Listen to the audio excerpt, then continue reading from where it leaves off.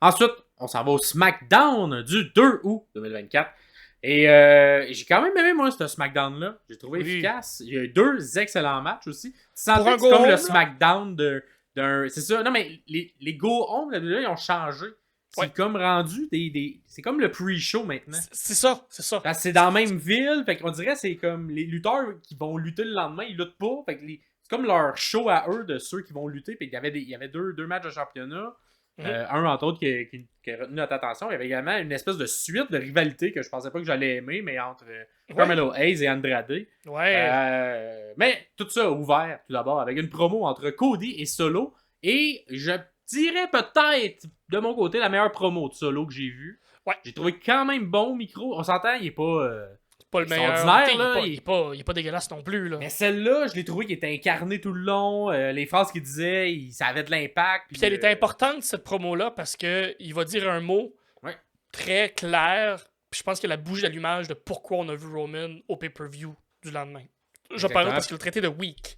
Ouais, il l'a traité de faible. Il a dit qu'il a perdu parce que c'était un faible. C'était un Tribal Chief faible. Mais lui, il est pas comme ça. Et là, de son côté, Cody qui... t'as quand même des bonnes lignes du côté de Cody, entre autres. Je vais l'aimer. Lui, il est tout le temps prêt à battre le Bloodline. Puis pour battre le Bloodline, il faut que tu battes le Tribal Chief. Mais comme il est pas là, on va me contenter du wannabe qui est devant moi. Fait que c'était quand même une bonne ligne. Il a bien réagi à ça. Puis cependant, j'ai comme pas aimé le booking de comme pourquoi Cody accepte un Bloodline match rule comme ça. Juste parce que c'est Cody Rhodes. J'aurais aimé qu'on me l'amène différemment, peut-être. Parle-moi pas sur Cody. Je sais, mais en tout cas, je pense que ça méritait peut-être qu'il se fasse forcer ou qu'il ait comme perdu un match en amont puis qui fait qu'il n'y a pas le choix d'être... Un peu comme on a fait dans la montée vers WrestleMania. C'est que dans la psychologie un peu over de Cody Rhodes, il s'est dit sûrement, là, de la façon que ça a été pensé ou écrit là, non officiel, c'est que j'ai réussi à avoir l'avantage dans le premier Bloodline Rules match. Je sais à quoi m'attendre, fait que je vais être capable de réagir, puis avec un gars comme Arn Anderson qui a comme un peu tiré les ficelles en background, ben ça a donné ce que ça a donné avec l'aide de KO puis de Randy Orton. Fait que je pense qu'il y avait un peu ça qui flottait. Mais moi, je sentais beaucoup le raccourci scénaristique. Ah oui. De juste faire, on va le faire. Puis même Cody un peu il dit, là, genre dans le premier, il est comme, c'est probablement la peine des décisions les plus connes que je vais prendre, mais j'accepte ton challenge. Fait que tu sais, ça sonne très... genre, la grosse quest, on la règle par une phrase qu'on voit pas devant l'écran. Dans n'importe quel film, là, il y a des... je suis d'accord. Ça, c'est un peu weird. Ça, je sentais que c'était juste un peu weird. On voulait mettre ce truc-là pour que Roman arrive, évidemment, mais on l'a mal amené, je trouve. Mais c'est mon seul petit point, mais je l'ai souligné parce que la promo de Solo, j'ai quand même trouvé bon à celle-là, fait que je vais lui donner ses fleurs qui m'écrivent. Par la suite, j'en ai un peu parlé en début, là, mais le match entre Carmelo Hayes et Andrade, un deuxième match, je pense qu'il y a 2 semaines qu'ils ont fait l'autre match, et c'était encore une fois très excellent. Je savais pas si ça allait être capable d'accoter le match d'il y a 2 semaines, puis je pense que ça l'a même dépassé. Je pense que je vous le conseille vraiment, ce match-là. Les deux ont tellement une bonne chimie ensemble. 2 styles marche, qui ça fonctionne bien. J'allais au début mes petits pots. Il y a Andrade qui est le champion speed. Mais il arrive pas avec sa ceinture. Fait que là, ils veulent pas montrer cette ceinture-là à la télé. Elle va rester toujours que sur X, Twitter. Mais tu sais, ça doit être à cause que c'est une deal commerciale, mais je me dis ça pourrait permettre aux gens de mettre des yeux sur le produit. S'il arrive avec la ceinture, on serait comme ben c'est quoi cette ceinture-là? On va aller checker, on va faire des recherches. Bref. Peut-être un petit peu dommage là-dessus, mais ça a été quand même un long match. 2 publicités dans ce match-là. Fait qu'on a laissé du temps aux 2. Puis avec raison. Ce match-là a commencé avec des gros chops sur le chest au début. Les 2 ont des marques de main. Je pense qu'on aime ça ces temps-ci de la WWE, faire des débuts de chop. L'influence de Gunther, on la sent. Ou l'influence de Jericho et de Suzuki il y a 2 semaines. Peut-être. Tout le long du match, Ace trouve tout un peu son momentum, il vend bien, il fait des beaux enchaînements, il fait des beaux contres également.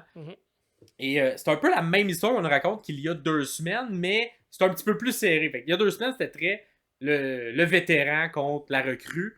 Là, c'est encore ça, mais la recrue a pris des notes, a regardé le tape, a fait ses recherches. Fait on dirait ça passe plus proche, plus souvent qu'Andrade perde le match. Et moi, j'ai été surpris par la victoire d'Andrade parce que dans un contexte comme ça, souvent, on va donner une victoire chacun des côtés. Ouais. Et finalement, non, on a quand même donné la victoire du côté d'Andrade, mais moins facile qu'il y a 2 semaines. Mais un excellent match que je vous conseille. Il y a beaucoup d'enchaînements là, dans ce match-là qui sont hyper beaux. Surtout de Carmel Louise qu'on voyait à NXT dans le temps. Là. Je pense que c'est un peu la même chose qu'on disait il y a 2 semaines, là, mais ça reste que là, ok, on voit pourquoi il est là puis pourquoi il mérite d'être là. C'est pourquoi il est capable de donner. C'est ça, il est capable de donner ce genre de match-là. Il s'en est souvenu lui aussi, il a été voir ses tapes de quand il était champion NXT. Puis il a fait comme, oui, c'est vrai, j'étais un bon lutteur finalement. Fait que lui aussi était capable d'apporter ça. Puis c'est là qu'on voit aussi. Andrade, j'ai l'impression depuis quelques années, on fait comme ça a l'air juste d'un gros bébé Lala qui veut pas lutter tant que ça, mais il perd quand c'est le temps de perdre, il gagne quand c'est le temps de gagner, puis il est capable de prendre un jeune comme Carmel Louis, qui a quand même de l'expérience, on s'entend, puis il est capable de sortir de lui ce genre de gros match-là, parce qu'on s'entend Andrade, vétéran de je sais pas, 17, 18, là, 20 ans qui fait ça, fait que tout à son honneur aussi, il est capable de porter Carmel Louis sur ses épaules et lui faire un Canadian Destroyer. Ouais, mais puis il a l'air d'avoir du fun en ce moment, Andrade, avec Carmel Louis. Fait que j'ai l'impression que cette rivalité-là va peut-être se poursuivre et au niveau des matchs qu'ils nous donnent, en ce moment, moi, je suis en train de me dire que ça mérite peut-être un match en pay-per-view. Parce qu'ils ont sorti 2 excellents matchs, puis j'aimerais pas ça de les voir sur une plus grande plateforme. Le prochain pay-per-view peut laisser présager ça parce que pourrait avoir un match ou 2 qu'il n'y a pas nécessairement de ceinture qui est mise de l'avant. Bash at Berlin! Bash at Berlin ou Bad Blood. Un des 2 prochains là, pourrait avoir cette rivalité-là avec un point d'exclamation parce que les 2 gars font vraiment une belle job. Fait que je vous conseille ce match-là. Sinon, on a eu une petite promo backstage de la nouvelle valise de Tiffany Stratton. Hey, je m'attendais pas à ça. Je m'attendais pas qu'elle ait une nouvelle valise. Moi, ça sortit de nulle part. On l'avait. Tellement bien fait. C'était super, super beau. Elle était là avec sa valise toute pétée, puis elle pleurait. Puis, moi, je m'attendais pas que Nia Jax arrive avec une nouvelle valise toute rose avec des brillants. Non, Dieu que c'était. Mais elle est belle, sa valise. Elle est belle, une petite sacoche, valise, en tout cas. Elle look, c'est juste... L'intervention de Chelsea Green. L'intervention de Chelsea Green aussi, qui est juste comme, moi, je sais pas, j'aurais pas mis cette couleur-là, puis ça m'a fait bien rire aussi, juste de comme teaser, de faire comme, t'es un peu le genre les 2 petites bitchy qui se parlent une à l'autre. C'est ça la petite rivalité qui va peut-être se construire là, dans le card entre les 2. Puis Tiffany qui lui répond qu'elle trouve que le Green lui va pas bien. Fait que, c'est ça. Fait que, c'est ça, mais petite mention à la nouvelle valise. Et l'habitude, là, c'est encore mon nez de sommelier qui me dit, quand on donne une valise avec un design, ça laisse présager un plus long cash-in. Fait qu'un plus long moment. Fait que je serais surpris que ce soit dans les 2 prochains mois qu'il y ait un cash-in, mais on sait jamais. Mais on va jouer avec Nia Jax que la ceinture. Là, on va nous teaser gros comme le bras, puis on va... On risque. C'est ça, moi je pense qu'ils vont s'amuser avec ça. Ils vont le teaser, mais moi, en tout cas, je vous le dis, si on a des questionnaires qui vont arriver, moi, je vous le dis tout de suite, m'étonnerait qu'il y ait un cash-in avec ça. On a eu sinon le match pour la ceinture par équipe entre DIY et le Bloodline, le nouveau Bloodline, en tout cas, la nouvelle version du Bloodline. Et c'était M. Fatou et M.